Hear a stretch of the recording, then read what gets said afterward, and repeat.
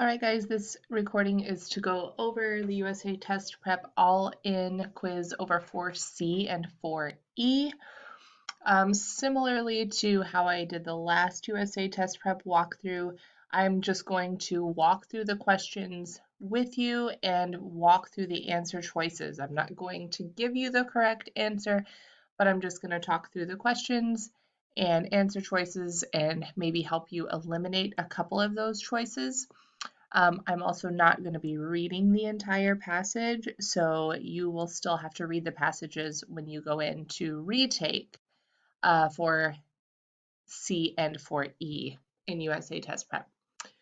So the first two questions are based on the passage The Star-Spangled Banner by Joanne Quaglia. Question number 1 says, if the author added more to the end of this passage, it would most likely what? So when you read the passage, it talks mostly about the history and how the Star-Spangled Banner came to be. When we get to the last paragraph, it says, inspired by the sight of the flag still flying atop the fort, Key took an envelope from his pocket and wrote a poem originally titled Defense of Fort McHenry. Later, the poem was set to music and it was renamed The Star-Spangled Banner. It was a very popular patriotic song throughout the decades and in 1931 became our national anthem. So all of the information before that is just talking about the history and what actually happened to spark the writing of that poem. So if the author added more to the end of that passage, it would most likely be what? Would it be A, to encourage the reader to learn to sing the national anthem? To explain that artists today are proud to sing the Star-Spangled Banner? Would it be to discuss Francis Scott Key's life in the years following the War of 1812? Or to recount other important battles that occurred throughout the War of 1812. One of the things that we want to do when we look at these questions is eliminate answers that we can know pretty much right off the bat are not correct. So we're going to go look at answer choice A.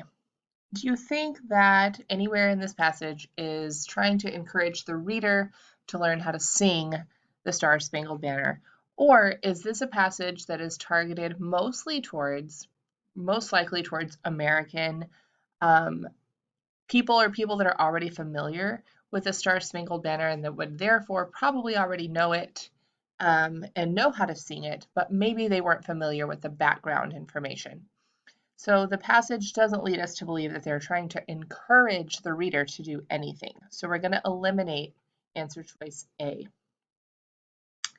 Could it be to explain that artists today are proud to sing the Star-Spangled Banner? That's a possibility. It's giving us a lot of history, really explaining why the Star-Spangled Banner is so special. So that could be an answer choice that we could go with, that given the history and given what it means, that artists are very proud of that song. Answer choice C, to discuss Francis Scott Key's life in the years following the War of 1812. That may be not our best answer, but it could be a possibility. We won't eliminate it right away. And then D, to recount other important battles that occurred throughout the War of 1812. That answer choice we're going to eliminate because the whole point of this passage is talking about the Star-Spangled Banner. It's actually titled The Star-Spangled Banner. So recounting other important battles that occurred throughout the war is not adding to the meaning that the passage already has. So we're left between explaining that artists today are proud to sing the Star-Spangled Banner or discussing Francis Scott Key's life in the years following the war. Which of those answer choices best aligns with what the rest of the passage is about? So is the remainder of the passage about the Star-Spangled Banner, or is it more biographical about Francis Scott Key's life? And if you'll look back at the passage and see where the focus of that is, I think it'll help you narrow down the answer choice and choose the correct answer there. Question number 2 says, according to the passage, Key and his friends watched the British attack on Fort McHenry from their boat in Baltimore Harbor. Based on this information, you can tell that they what? Choice A says that they planned to write the Star-Spangled Banner the whole time. Answer choice B, they were concerned about the fate of Baltimore and Fort McHenry. Answer choice C, they tried to warn soldiers at Fort McHenry of the upcoming attack. Or D, they played an important role in the American victory over Great Britain. So let's see. It's this here in paragraph 6. Key and his friends watched the battle with nervousness. They knew that as long as they heard the shelling, Fort McHenry had not surrendered. Long before daybreak, an eerie silence fell over the harbor. The three men wondered what had happened. Had the British taken over the fort? Had they defeated the Americans? In the darkness, the men could not see the fort, and they anxiously awaited daylight. When dawn approached, they looked across the harbor to see Colonel Armistead's flag still blowing in the breeze. The flag was still there. The Americans had won the battle. So when we look at that passage, how are they feeling based on that information? Is there anything there that talks about them planning to write the Star-Spangled Banner? The answer is no. Were they concerned about the fate of Baltimore and Fort McHenry? I think based on the information that we've highlighted, yeah, there was a lot of concern there, but we can't go with that right away. We need to look at the other answer choices. Did they try to warn soldiers at Fort McHenry or the upcoming attack? There's nothing in this passage to make us believe that they tried to warn anyone, so we're going to eliminate that. It's not supported in the text. Indeed, they played an important role in the American victory over Great Britain. So we're not going to eliminate that, but I would ask you, go back and look at what the question is asking, according to the passage, okay? So we have to be able to support our answer based on the information that we have in the passage. So I highlighted a lot of things in this one paragraph that give us a lot of support for one of these answer choices. So choose the best answer choice based on the support that we can identify in the passage. Okay. The next passage, this is The Age of Innocence, or an excerpt from The Age of Innocence by Edith Wharton. Let's talk about question number 3 that says, the lines original, we're all as alike each other as those dolls cut out of the same folded paper. We're like patterns stenciled on a wall. Can't you and I strike out for ourselves, May? That reflects which of the recurring themes of the 20th and 21st century American literature. So when we're talking about 20th and 21st century, that's 1900s yes, 1900s and early 2000s. No, I'm saying this wrong still, guys. 1800s and 1900s. Okay, so sorry. So think about what kind of themes would we see during that time period? So recurring themes, things that we see over and over during that time period. Is it the desire for social equality for all members of society? The desire for freedom from the growing specter of the World War? The desire to express individuality and not be ruled by society, or the desire to reclaim the more ordered cultural past that had disappeared?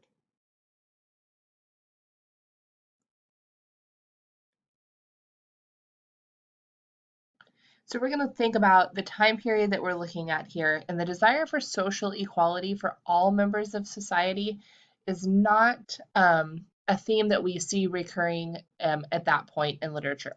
So at this point, we definitely have big discrepancies between men and women, between different races, minorities, especially Blacks, Jews, those types of people do not have the same social equality as other groups.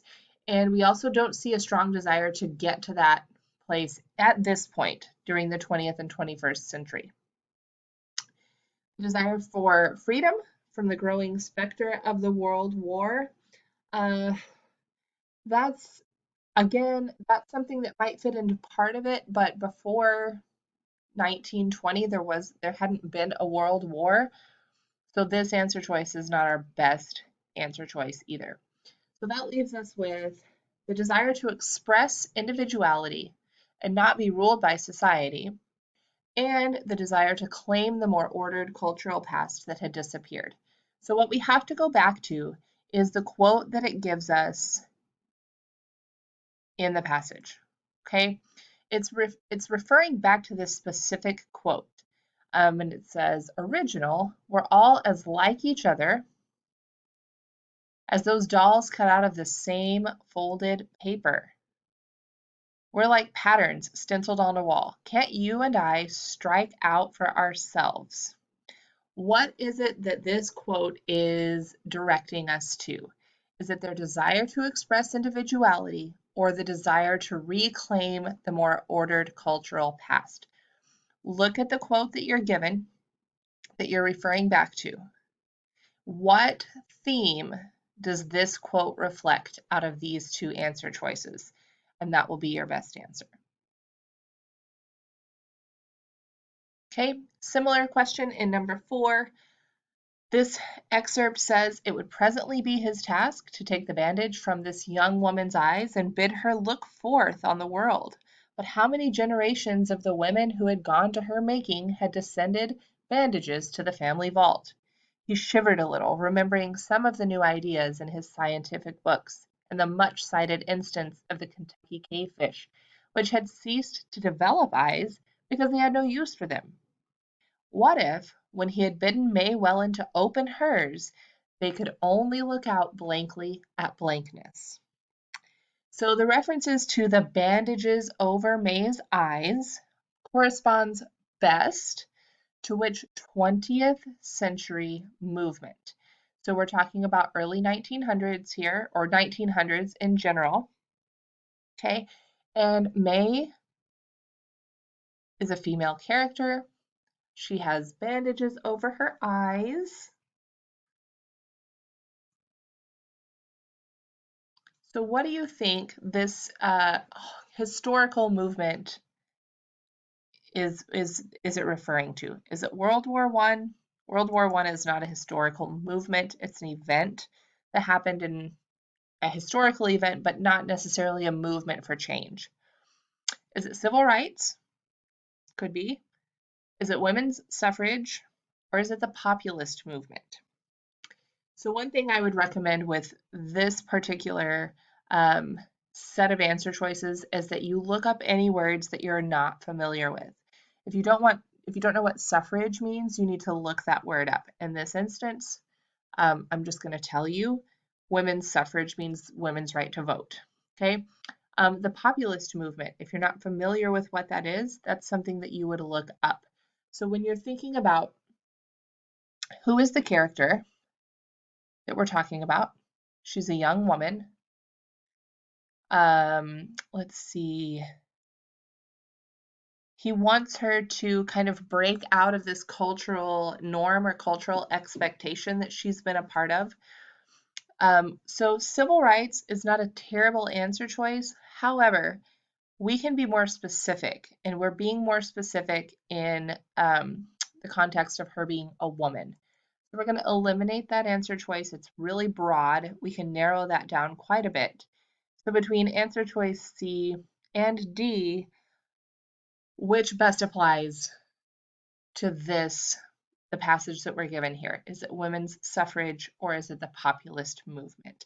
Again, if these are not words you're familiar with, you want to look them up before you choose your answer choice.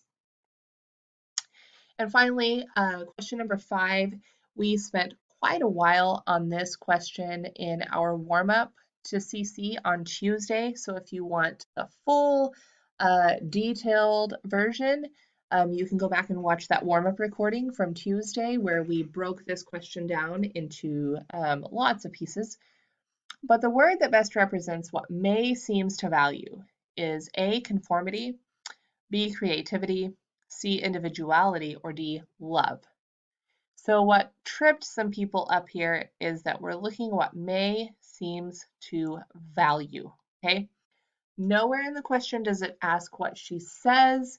We're asking what are her values, and we can judge her values based on her actions. So what happens in this passage is that there are several places where she points out Newland's individuality. For instance, here she says, Newland, you're so original. Okay. Original, again, we see that word. Let's see.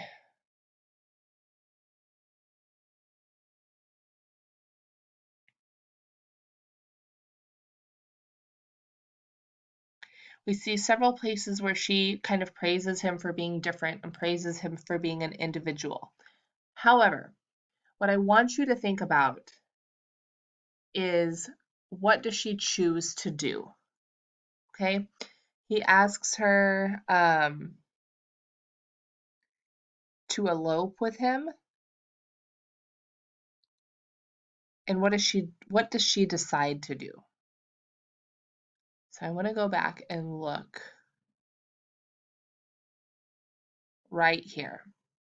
His heart sank, for he saw that he was saying all the things that young men in the same situations were expected to say, and that she was making the answers that instinct and tradition taught her to make, even to the point of calling him original. So here's where we're going to kind of pick this apart. Where again, we're looking for the word that represents what May seems to value.